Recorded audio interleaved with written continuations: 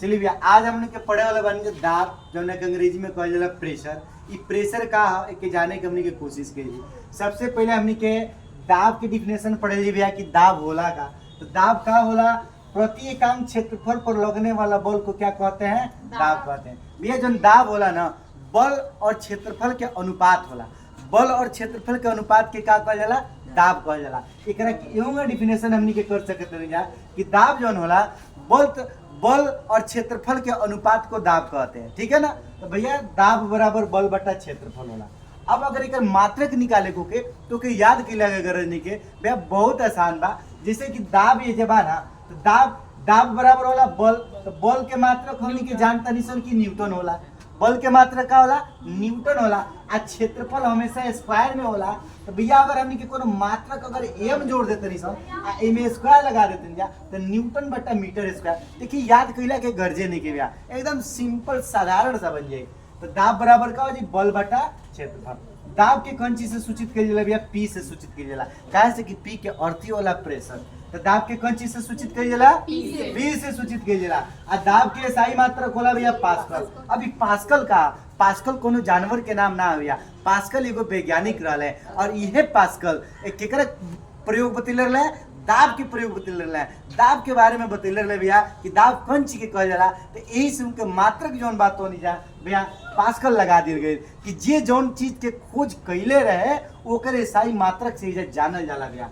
जैसे बल के बारे में बतैले रहले न्यूटन, तो न्यूटन बल के मात्रक न्यूटन कहल जाला। अब ऊर्जा के बतैले रहले जूल, तो ऊर्जा के सही मात्रक भैया जूल हो जाला। वही हमनी के नहीं जब पास्कल बाने भैया तो इसे पी से सूचित कइल जाला। एकरा के आ दाब के मात्रक के जब पास्कल हो जी। P बराबर का हो जी भैया एफ ए माने P बराबर का होला? P माने प्रेशर, F माने बल जाने के अंग्रेजी में फोर्स कहल जाला भैया फोर्स। और एक का अर्थ हो जाला एरिया। का हो जाला भैया? एरिया। तो फोर्स अपॉन एरिया यानी कि बल बटा क्षेत्रफल यानी कि P equal to F into F by A यानी कि pressure equal to force upon area हो जाए भैया। तो ठीक दाब के एसआई मात्रक न्यूटन मीटर स्क्वायर। भैया हम बतैनी है कि न्यूटन मीटर स्क्वायर क्यों आवेला। काहे से कि बल के मात्रक न्यूटन होला और क्षेत्रफल के मात्रक स्क्वायर में चल जेते मीटर स्क्वायर में।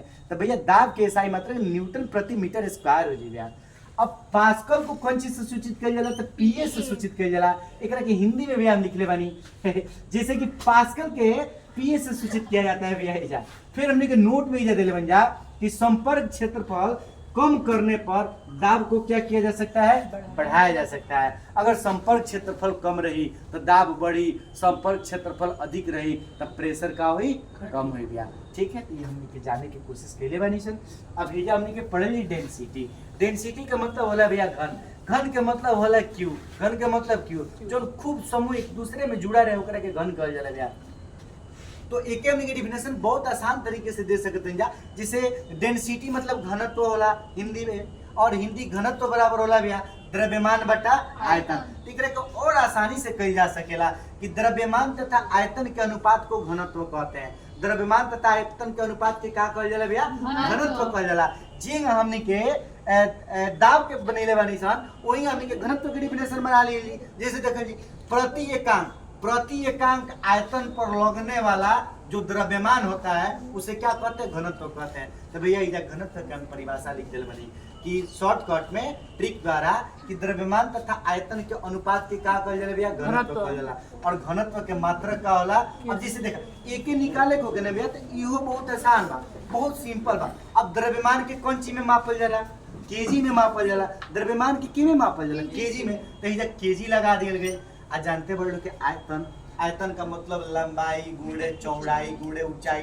तो मीटर मिल के भैया मीटर की हो जाए। तो इधर मीटर की हो जाए भैया। तो एकरा के हमने के पढ़ सकते हैं केजी पर मीटर क्यूब। तो घनत्व के सही मात्रक का हो जाएगा? केजी पर मीटर क्यूब। ये हमने के दूगो टॉपिक हो गई। एक बाद जो टॉपिक है हमने की जाने की कोशिश करिए। तब तक रहुआ बने रही हमारा यूट्यूब चैनल आदर्श एकेडमी में और भोजपुरी में साइंस के मजा लेते रही भैया। जय हिंद, जय भारत।